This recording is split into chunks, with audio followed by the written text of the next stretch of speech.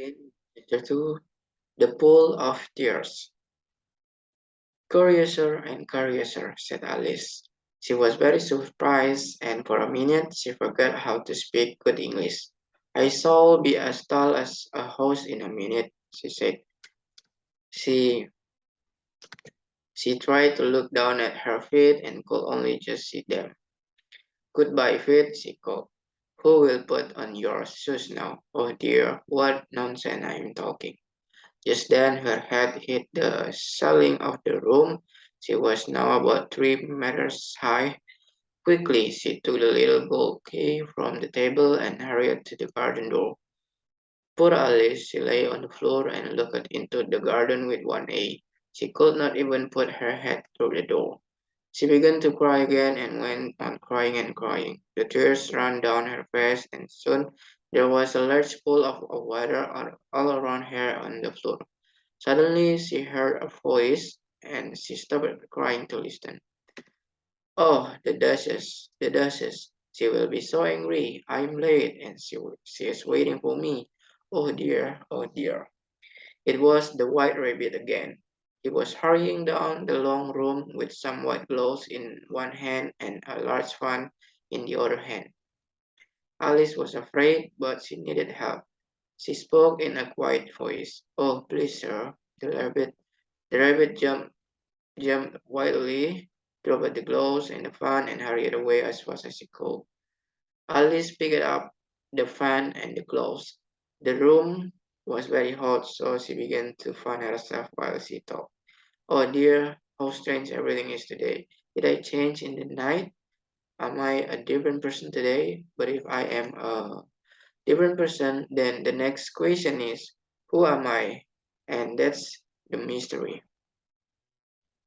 She began to feel very unhappy again, but then she looked down at her hand. She was wearing one of the rabbit's white gloves. How did I get in my hand? She thought. Oh, I am getting smaller again. She looked around the room. I'm already less than a meter high and getting smaller every second. How can I stop it? She saw the fan in her other hand and quickly dropped it. She was now very, very small, and the little garden door was locked again, and the little gold key was lying on the glass table. Things are worse than ever, thought poor Alice. She turned away from the door and fell into salt water right up to her neck. At first she thought it was the sea, but then she saw it was the pool of tears. Her tears. Crying makes a lot of tears when you are there, when you are 3 meters tall. Oh, why did I cry so much? Said Alice. She swam around and looked for a way out, but the pool was very big. Just then, she saw an animal in the water near her. It looked like a large animal to Alice, but it was only a mouse. Shall I speak to it? Thought Alice. Everything's very strange down here, so perhaps a mouse can talk. So she began, Oh, Mouse, do you know the way out of this pool? I am very tired of swimming. Oh, Mouse. Alice did not know if this was the right way to speak to a mouse, but she wanted to be polite. The mouse looked at her with its little eyes, but it said nothing. Perhaps it doesn't understand English, thought Alice. Perhaps it is a French mouse. So she began again and said in French, Where is my cat? This was the first sentence in her first French lesson book. The mouse jumped half out of the water and looked at her angrily. Oh, I'm sorry, cried Alice quickly. Of course you don't like cats, do you? Like cats? Cried the mouse in a high, angry voice. Does any mouse like cats? Well, perhaps not. Alice began kindly.